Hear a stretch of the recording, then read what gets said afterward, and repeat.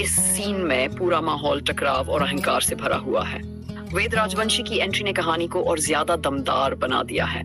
जब युवराज ठाकुर साक्षी से सवाल करता है, तब साक्षी बिना डरे उसे जवाब देती है और साफ कह देती है कि वह ऐसे इंसान से शादी करने की सोच भी नहीं सकती जिसकी उसके जीवन में कोई इज्जत नहीं। इसके बाद वेद राजवंशी जिस अंदाज में सामने आता है वह काफी शक्तिशाली डायलॉग बन जाता है।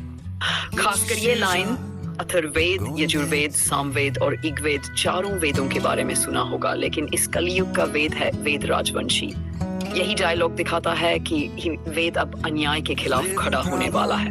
वह साफ चेतावनी देता है कि महिलाओं का अपमान या किसी पर अत्याचार वह बिल्कुल बर्दाश्त नहीं करेगा। अब कहानी में 3 बड़े टकराव दिखाई दे रहे हैं। युवराज ठाकुर का घमंड, अमन की असली पहचान का रहस्य और वेद राजवंशी का साक्षी के लिए खड़ा होना आने वाले एपिसोड में वेद और युवराज के बीच सीधी दुश्मनी और बढ़ सकती है और इसी के साथ अमन की सच्चाई भी धीरे धीरे सामने आने लगेगी।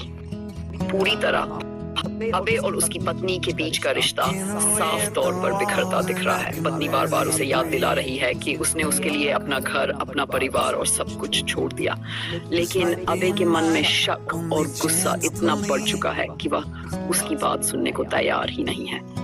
सबसे असरदार लाइन यही बनती है, सिर्फ तुम्हारे दिए हुए सिंदूर और मंगलसूत्र के अलावा मेरे पास कुछ नहीं बचा है। ये डायलॉग दिखाता है कि पत्नी ने अपने रिश्ते को पूरी तरह अपनाया है, लेकिन दूसरी तरफ अबे उसे पत्नी होने का ढोंग कहकर ठुकरा देता है। यही बात इस सीन को और दर्दनाक बना देती है।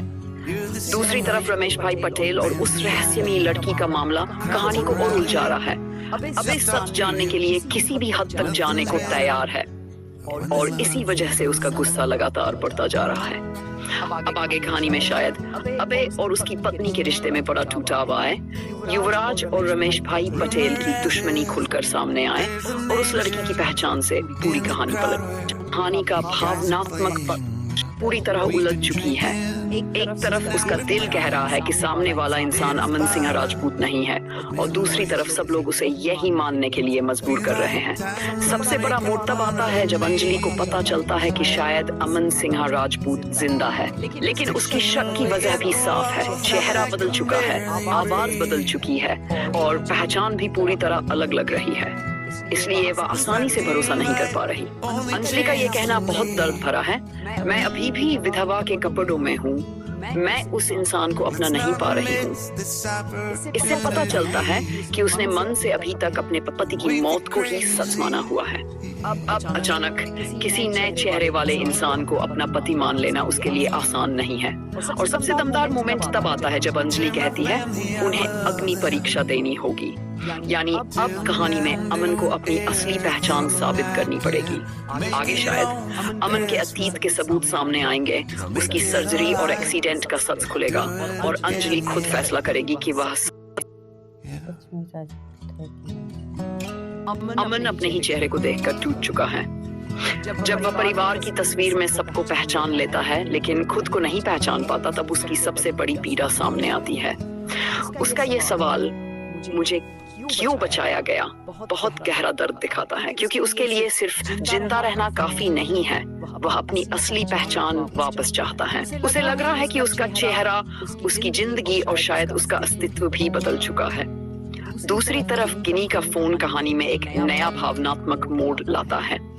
वह साक्षी का धन्यवाद करती है क्योंकि उसे लगता है कि उसकी बहन का सुहाग वापस मिल गया। गिनी की बातें हर उस पत्नी का दर्द दिखाती हैं जो अपने पति को खोने के डर में जीती है। सबसे असरदार भावना यही है, हर नारी अपने सुहाग को बचाना चाहती है। इस लाइन से साफ पता चलता है कि कहानी अब सिर्फ पहचान की नहीं रही, बल्कि रिश्तों, विश्वास और एक पत्नी के दर्द की भी बन चुकी है। अब आगे कहानी में अमन अपनी पहचान साबित करने की कोशिश करेगा, अंजलि की अग्नि परीक्षा वाला सच सामने आएगा और परिवार के सामने ये फैसला होगा कि अमन सिंह राजपूत है या कोई और। हम कहाँ जा रहे हैं, तो उसके मन में अब भी अपनी पहचान और अपनेपन को लेकर उलझन है। उसे समझ नहीं आ रहा कि उसका असली घर कौन सा है, उसकी जिंदगी कहाँ है। लेकिन जवाब, मैं तुम्हारे साथ जहाँ रहूंगा, क्या वो मेरा घर नहीं? पूरी तरह प्यार और अपनापन दिखाता है। इसका मतलब है कि इंसान के लिए घर सिर्फ दीवारें नहीं होता, बल्कि वह इंसान होता है जिसके साथ उसे अपनापन महसूस हो। इस सीन में रिश्ते का भरोसा और साथ निभाने की भावना बहुत खूबसूरती से दिखाई गई है। यही बात अमन को धीरे धीरे टूटने से बचा रही है।